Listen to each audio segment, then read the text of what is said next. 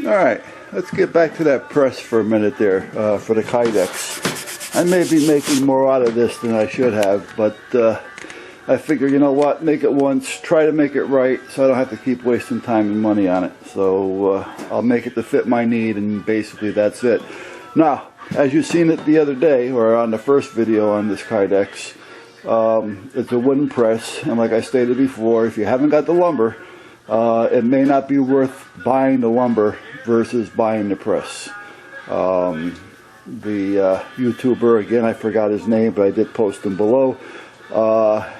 The place he suggested, I believe, was knifeskit.com and kniveskit.com, and the press there was the large one, which is 12 by 24, I believe it was. If I remember right, it was only like $89. You know, and if you got to start buying, 3/4 inch plywood, finished plywood, and you have to double that if you want a good press without the wood, actually buckling up on you or bowing on you, you're going to have to double that. And then the hardware that you're going to have to buy. So by the time you're done, it would probably be cheaper to buy it. However, if you like to dabble and you want to make your own, like I'm doing here, I've got nothing better to do at this point, so I figure I'd do it.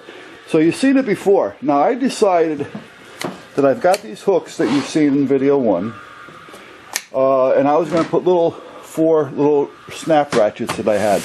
I decided to use the tie-down ratchets, the thin 1-inch buckle straps, and go right across the back, or over the top rather, and down. Now, however, if I had done that with a flat top, the edges would have had more pressure than the center, because you would have been able to lift it up a little bit here. So we would have put a lot of pressure on the edges of the press.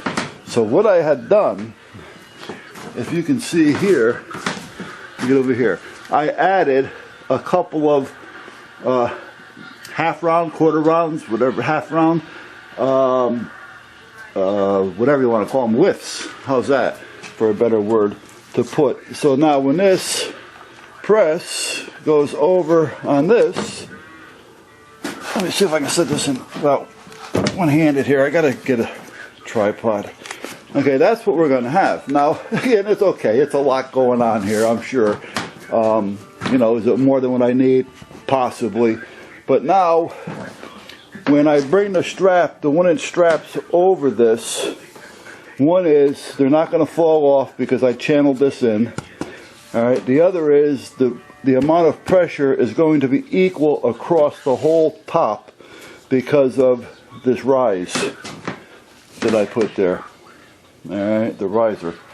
And I put that on both sides for the strap. So now all I have to do is put one hook in here, the buckle above, run it across with the other hook, ratchet it down tight on both sides, and at that point we got it kind of covered. And that's where I'm at this point. So I'm just going to let that dry and then do a little bit of fine sanding to finish it off. I'm not going to do any priming or staining.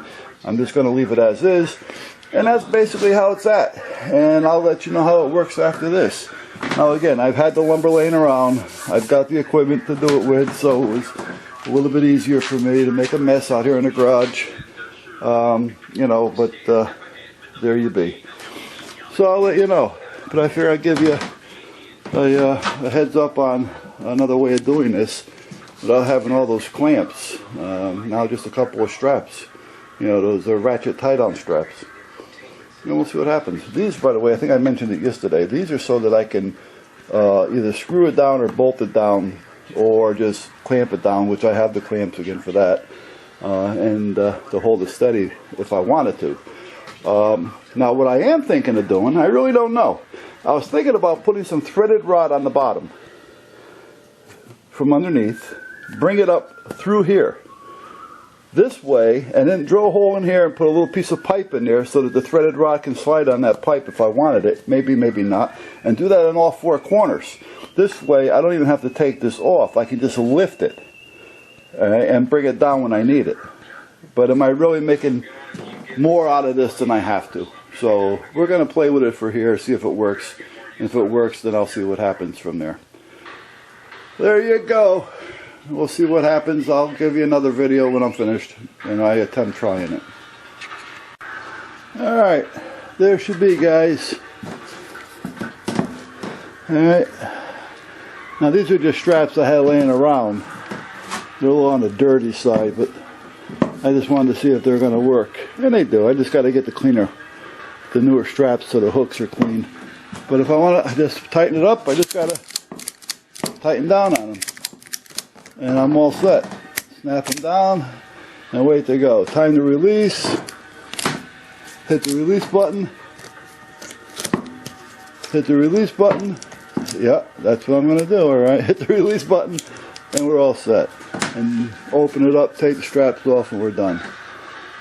Alright, I just got to buy, like I say, a new pair of straps. These are the old straps I had around that I used when I tied the tractor down to the trailer. So I'll pick up a new set of straps, and that's what we got. There you go, guys. There's the press with the ratchet down straps.